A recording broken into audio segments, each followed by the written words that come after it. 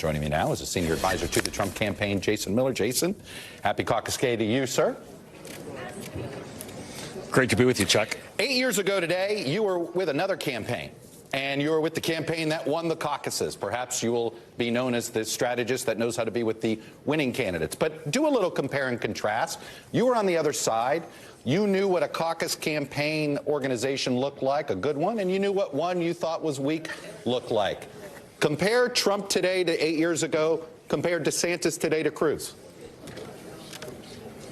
Yeah, great question, and really there's not even a comparison. The team that is put together and the organization put together this go-around for President Trump is far superior to even what we saw with Ted Cruz in 2016. The other thing, too, Chuck, is I know a lot of times as political insiders like us, we tend to get in and talk about teams and structure and things of that nature, but at the end, it's really about the candidate. And now that President Trump has done this a couple of times, he is that much better of a candidate, and he's also his supporter base is also that much more experienced as well. When we talk about, for example, someone might be a first-time caucus goer, but if they've been to 3, 4, 5, 6 rallies, camped out overnight, waited in line for hours, that's a much better indicator of their passion and their commitment to showing up to vote. So we believe our people will be there this evening.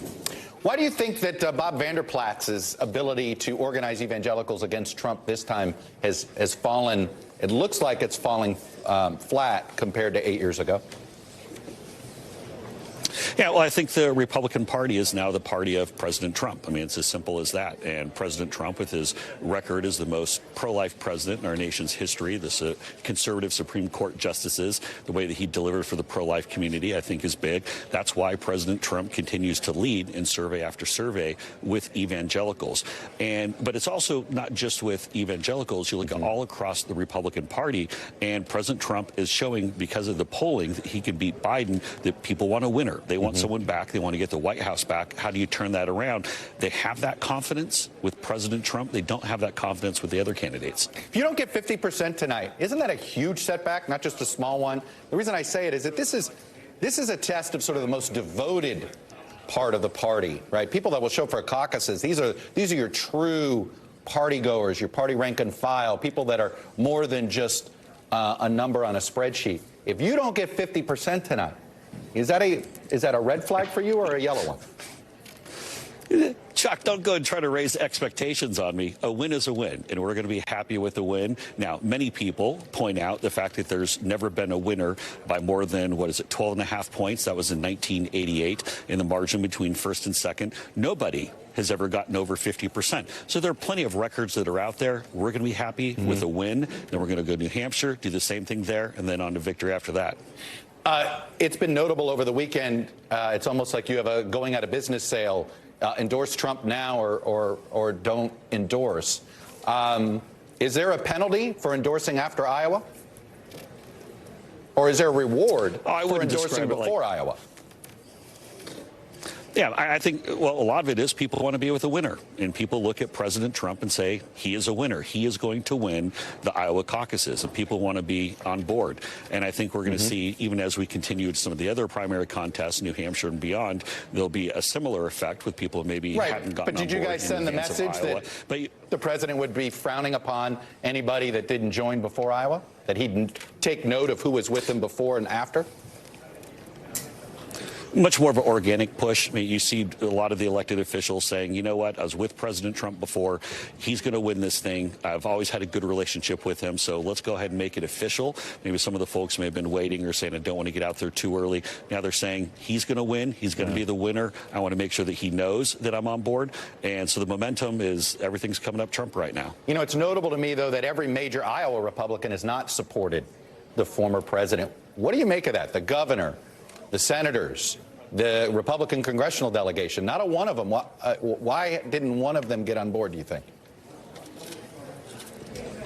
Well, when you take a look at within the state of Iowa. Yeah. Is that what you, sorry, yes. break it up a little within bit. The state of Iowa. I think there's been Yeah, within the state of Iowa, I mean, there's been a bit of a tradition in Iowa. A lot of folks like to sit on the sidelines, don't necessarily want to get in and endorse. I think at the legislative level, we certainly have seen tons of endorsements for the president. We've seen with our well over 50,000 commit to caucus cards that we have collected, with the caucus captains that we've signed up. The grassroots is on board, but we're going to put up a big win tonight, and then I think everyone's going to join the team pretty shortly after that. Do you expect the president's attack on Vivek Ramaswamy? That seemed to be an attack out of nervousness. Was he worried that Vivek was taking votes away from him? No, I think that Mr. Ramaswamy messed around and he found out.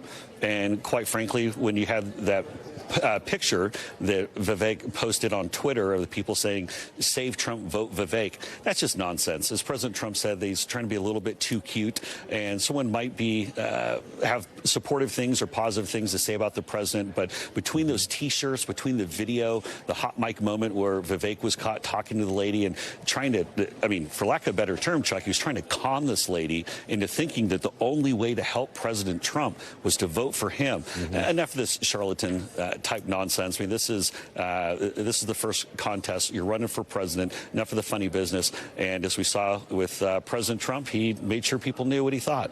All right, Jason Miller, senior advisor to the campaign for Donald J. Trump. Mr. Miller, thanks for coming on, sharing your perspective.